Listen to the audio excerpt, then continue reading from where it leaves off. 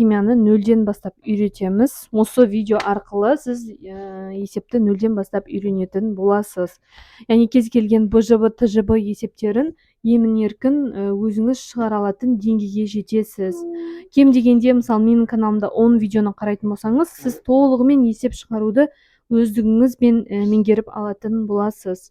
Бұл есептің берілгені мынадай. Калий сумен әрекеттескенде 5 грамм сутегі газы түзілген болса, калийдің зат мөлшері, яғни бұл жерде калийдің, көріп отқандарыңыздай, калийдің сумен әрекеттесу реакциясын жазып қойдым. Калий OH және H2 түзілген. Бұл жерде 5 грамм сутегі газы бөлінді деп тұр. Және калийдің зат мөлшерін анықтау керек. Белгілі белгісіз заттардың астын әртүрлі сызықтармен сызып шығатын боламыз. Яғни бұл жерде 5 грамм бізде H2 берілген. 5 грамм. Калий бізде ерекпен сыпайын, бұл жерде X моль болады екен. Ең бірінші есеп шығарған кезде реакция теңдеуін жазып аламыз. Одан кейін берілген мән бойынша формулаға қойып, қандай шама табу керек, соны тауып алатын боламыз. Ең бірінші, мысалы, сутектің мына жерде массасы берілген, массасы арқылы біз зат мөлшерін таба алады екенбіз. Яғни бізде мынадай формула бар. Нью тең кішкентай м бөлінген үлкен м-ға. Бұл жерде үлкен м деп отырғанымыз м-ға тең. Бұл дегеніміз молекулалық масса. Молекулалық масса бұл периодтық жүйеде, яғни Менделеев кестесіндегі сандар массалары бұл mr, яғни AR, mr деп атамыз. mr деген, мысалы, жалпы формуладағы әрбірінің жеке-жеке қосындысы барлығы mr деп айтылады. Ал егер AR болса, мынау бір элементтің ғана массасы AR деп айтылады. Яғни бұл жерде бірінші белгілі затымыз бізде H2-ның массасы ғана берілген. Осы бір масса арқылы біз зат мөлшерін таба аламыз.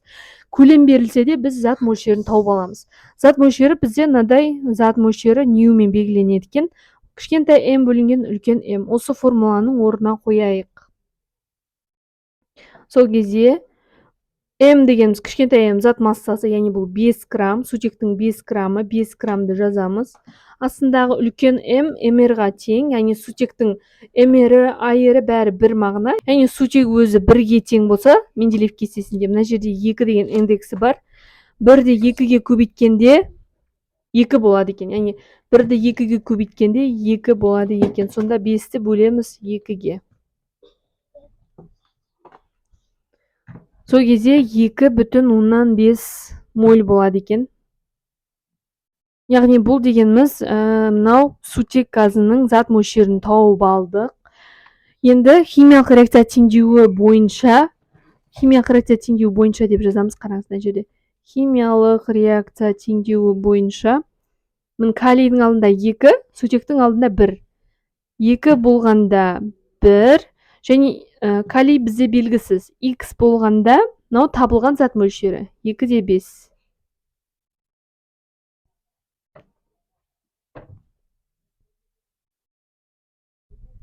2-де 5. Сол кездегі X-тің мәні, яғни 2-де 5-ті 2-ге көбейтеміз, бөлеміз 1-ге. 5 моль. Мінекей, достар, бізде 5 моль шықты. Соңында бізде реакцияға түскен калийдің зат мөлшері 5 моль екен. Осылай есепті жүргізеді екенбіз. Егер сізге осы есеп түсінікті болатын болса, түсінікті деп жазуды ұмытпаңыз.